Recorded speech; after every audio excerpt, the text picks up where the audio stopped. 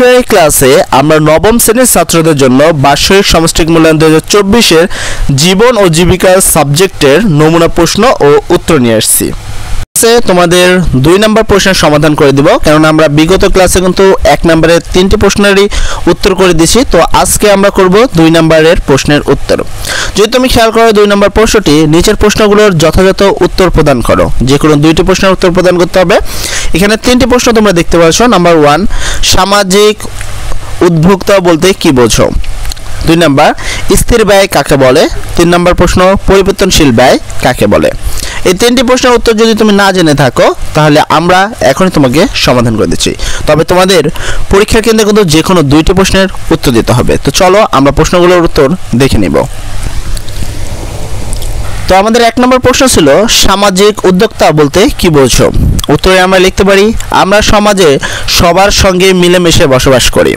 সমাজের একজনের সমস্যা যেমন অন্যদের প্রভাবিত করে, তেমনি সমাজে এমন অনেক সমস্যা আছে যা দ্বারা আমরা প্রত্যেকেই প্রভাবিত হতে পারি। এই বিশেষ এমন অনেকে মানুষ আছে যারা সারা জীবন সামাজিক বিভিন্ন সমস্যা সমাধানে নিজেকে উৎসর্গ করেছেন। আমরা কেউ কেউ এই ধরনের কাজকে পেশা হিসেবেও গ্রহণ করে থাকি, অর্থাৎ সামাজিক সমস্যার নতুন নতুন উদ্ভাবনী সমাধান তৈরির মাধ্যমে নিজের আর্থিক চাহিদা পূরণ করে থাকে। যারা এই সকল সামাজিক উদ্যোক্তা গ্রহণ করে তাদেরকে আমরা বলি সামাজিক উদ্যোক্তা বলে থাকে। আমাদের 2 নম্বর প্রশ্ন ছিল স্থির ব্যয় কাকে বলে?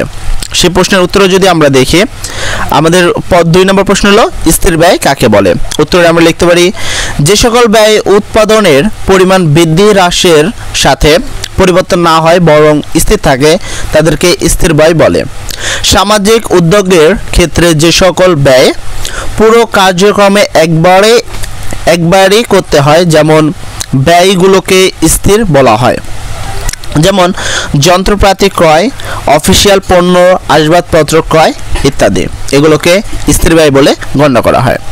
আমাদের গ নম্বর প্রশ্ন ছিল যে পরিবর্তনশীল ব্যয় বলতে কি বুঝি? তো আমরা সেখানে বলবো, কাজের পরিধি পরিবর্তনের সঙ্গে যেসব খরচ প্রতিনিয়ত পরিবর্তন হয় বা মাসভিত্তিকভাবে নিয়মিত খরচ করতে হয় সেগুলোকে পরিবর্তনশীল ব্যয় নামে অভিহিত করা হয়। যেমন যাতায়াত, টেলিফোন খরচ, ফটোগ্রাফি ইত্যাদি, এগুলো সবই পরিবর্তনশীলের অন্তর্ভুক্ত।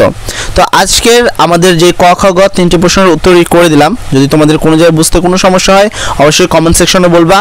সর্বোপরি কথা, এখনও মূল কোশ্চেন কিন্তু আসেনি। পরীক্ষার ঠিক আগের দিন রাত 7টা থেকে 7:30টার মধ্যে আমাদের এই চ্যানেলে মূল কোশ্চেনের উত্তরপত্র সহ তোমরা পেয়ে যাবা উইদাউট কোনো বিভ্রান্তি, ঠিক আছে? তো যারা তোমরা মূল কোশ্চেন চাও তারা আমাদের চ্যানেলটি সাবস্ক্রাইব করে আমাদের পাশে থাকতে পারো। সর্বোপরি কথা, সবাই ভালো থাকবা। আসসালামু আলাইকুম।